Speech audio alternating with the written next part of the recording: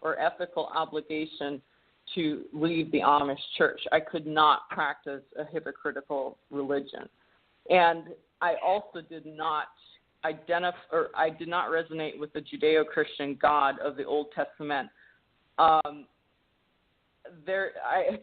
put it very bluntly, the Judeo-Christian God was a psychopath, in my opinion. He sanctioned rape, he sanctioned violence, all sorts of things. And I know if anyone is hearing that believes in the Judeo-Christian God, this is going to be appalling and shocking.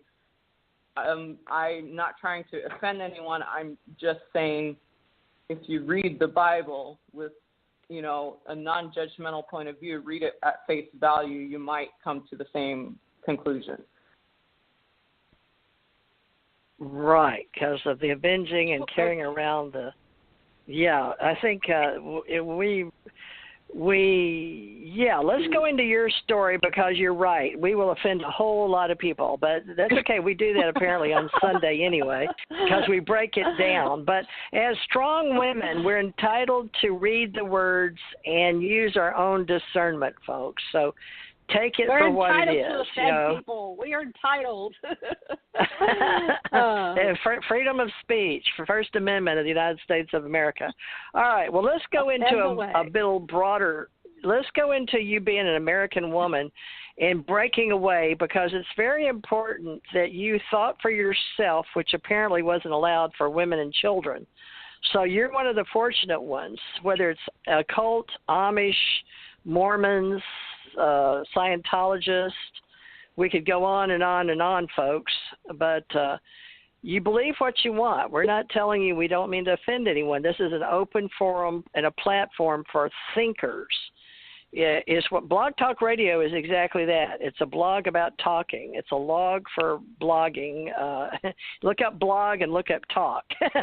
But we are thinkers and we're women. And I'm very offended by many women, including when I was at the Cancer Society sitting. It was very international, which I had been in Kentucky for roughly 20 years, even though I'd traveled the world before.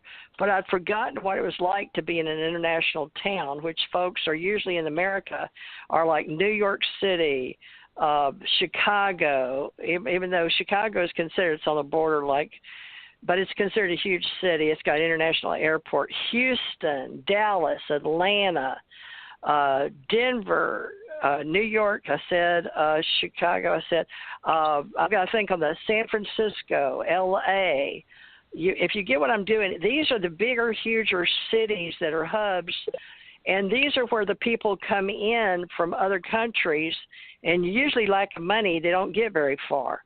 And you'll find out the more open-minded international flavor, and many people of other colors, beliefs, religions that come from other countries, they're still in that city. They don't get out to see what the rest of America is like. I traveled the country, I traveled the world, but, I was very fortunate. So I got to go. I've been in every state in the United States, and, of course, Canada and Mexico. But I was driving a truck coast to coast for 8 years for many, many companies, including Microsoft and the U.S. Treasury. I pulled into, military, and then I was military, and the military paid for my traveling. Now, I want to go into with Torah how she became educated as a woman, because she's beautiful on the inside and out. She thinks for herself, and right now she's taking time, but she accounts administratively for her time and has learned how to be paid. And folks, in the spiritual world, we say we're not paid for our spiritual message. We're paid for our time, $1, $2, or $3 an hour. If any of you know, I'm a spiritual life coach or a psychic medium, which sounds weird to some people for being a spiritual woman. Torah, on the other hand, is raising herself. So, Torah, tell us about, I don't know if you want to go into details, but you're welcome to, at 15, your uncles, because they had left your way of life as an Amish girl.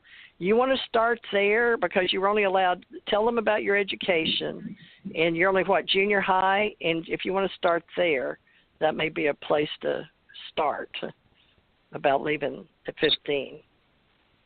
Sure. So in terms of my education, I went through the Amish 8th grade, which meant at 13 years old, I'd graduated from Amish school, and going to school after that, furthering my education, was not an option. It's not even heard of. It's not something you even think about inside the Amish church. I remember the day, the fall after I graduated from the 8th grade, watching my younger brothers and sisters go to school and crying all day and having to cry in secret, because if I let my parents or anyone see that I was sad about not being able to go to school, I would be punished physically or otherwise considered to be rebellious in some way. And I knew that if I wanted to continue my education, I really wanted to get a high school diploma. That was my dream. I knew that I would have to leave before I turned 18 years old. And I understood that as an 18-year-old, I would be considered an adult in the outside world. Now, inside the Amish, I would not be considered an adult until I was 20 or 21 years old, depending on the family. Or if I got married before I turned 20 or 21, then I'd be considered an adult, but still, only because I was under the subjugation of my husband. So I thought for several years, I tried to figure out how to escape and how to support myself and go to school. And I had a couple uncles who had also escaped when they were teenagers. And in the community that I lived in at that time, we were on the modern end of the old order Amish, meaning that, among other things, we were allowed to have phones in the barn. We couldn't have the phones in the house because God would send us to hell, but if we had them in the barn, that was okay. So I would go out at night, sneak out of my bedroom when my parents and siblings were asleep, crawl out of the bathroom window. We also had indoor bathrooms in that community, and run out to the barn under cover of darkness and collect calls to my uncle Harvey Bell in Montana. Now, I'd only met him once, but I knew he was my father's, one of my father's oldest brothers, and I knew that anyone who had left the Amish would help someone else leave if they could. That was just something I understood. So I would collect phone calls. I knew that collect phone calls wouldn't appear on the phone bill, and this is not a detail that most Amish kids would know, especially not at age 14, and especially not females. But I grew up being my father's favorite child and accompanying him on job sites and being around him as much of my hours as I could. I was around him all the time. So I saw things and absorbed things about the outside world by virtue of being around my father, who had non-Amish clients that most Amish girls would never get exposed to. So that's how I knew about collect calls, for example. So I would talk to this uncle, Harv, and I felt that he was the only person in the world who understood me. He understood why I wanted to leave. He empathized, I felt, with my situation, and he told me that, yes, I could stay at his place in Montana if I left.